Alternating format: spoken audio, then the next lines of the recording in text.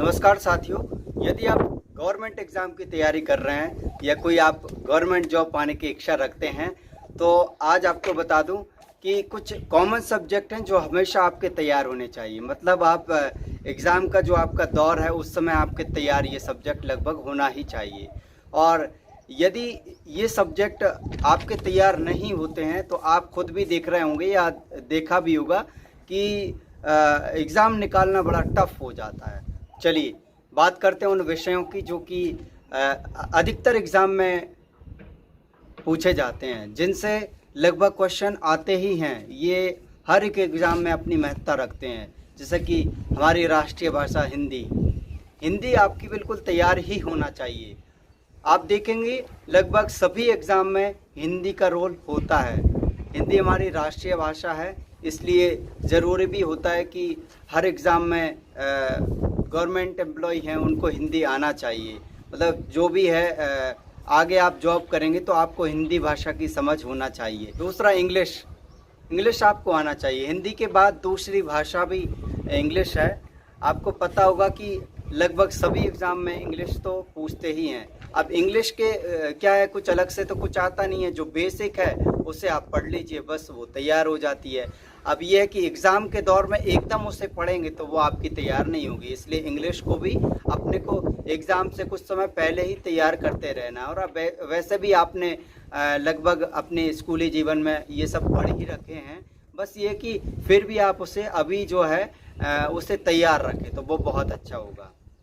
तीसरा subject maths बहुत important role रखता है। आपको पता होगा एसआई की एग्ज़ाम है, पटवारी की एग्ज़ाम है, एसएससी की, तो ये समझिए कि एसएससी के लगभग सभी एग्ज़ाम में मैथ्स पूछते हैं।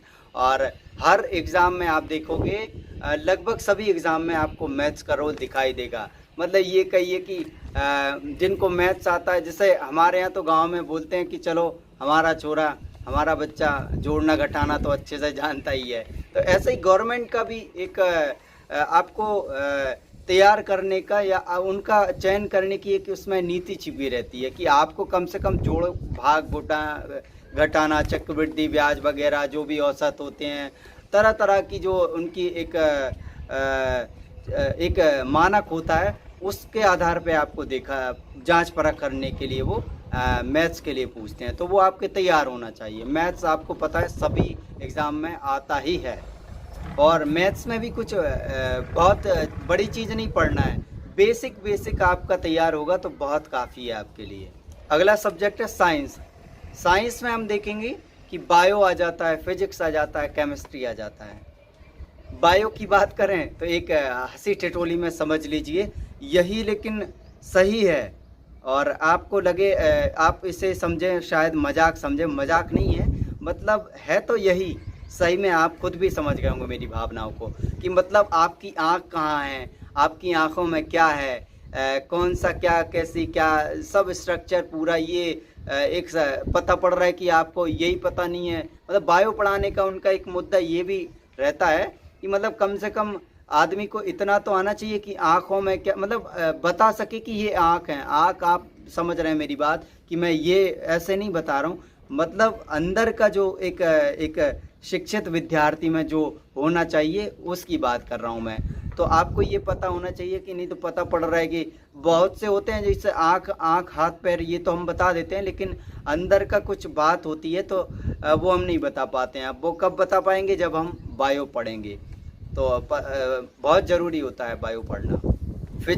फिजिक्स भी बहुत अच्छा सब्जेक्ट है, इसको भी आपको कम से कम बेसिक तो आना ही चाहिए, है ना। केमिस्ट्री में भी पूछने का उनका क्या नीति छिपी है इसमें कि मतलब एक आपकी रसायन विज्ञान में थोड़ी बहुत समझ होना चाहिए। सोडा कैसे बनता है, निरमा कैसे बनता है, नमक कैसे बनता है, रासायनिक उर्वरक कैसे बनते हैं, तरह तरह की जो रासायनिक संयोजन के बाद जो चीज़ें बनती हैं उसको उनको मतलब अपनी कम से कम इतनी समझ होना चाहिए। ये उनका एक मुद्दा रहता, मानक रहता है अपने को परखने का। अगला सब्जेक्ट बहुत ही प्रचलित है, आप लगभग सभी एग्ज़ाम में देखेंगे, चाहे बहुत से एग्ज़ाम में देखेंगे कि मतलब स्टैंडर्ड लेवल से भी पूछते हैं और कुछ में क्या कि सरलतम रूप में उसे पूछ लिया जाता है, वो है रीजनिंग। वही हंसी ठिठोली में समझिएगा, लेकिन ये सही है। मतलब आप देखोगे आपको बड़ा आनंद आएगा इसमें कि जो ब्लड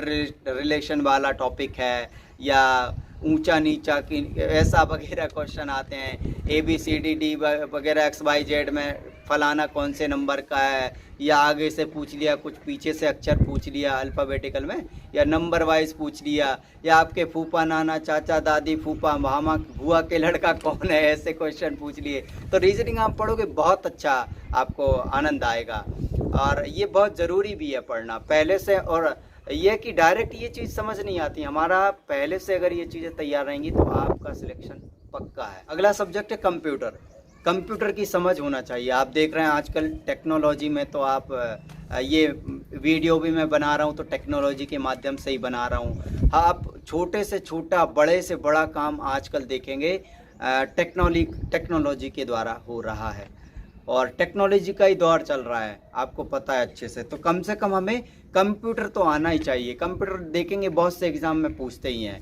अब गांव में तो हमारे बोलते हैं कि भैया कम से कम हमरो मोड़ा, नहीं भैया हमरो मोड़ा समझदार है, कौन सी बटन कहाँ की दबदब आए जो तो आता है।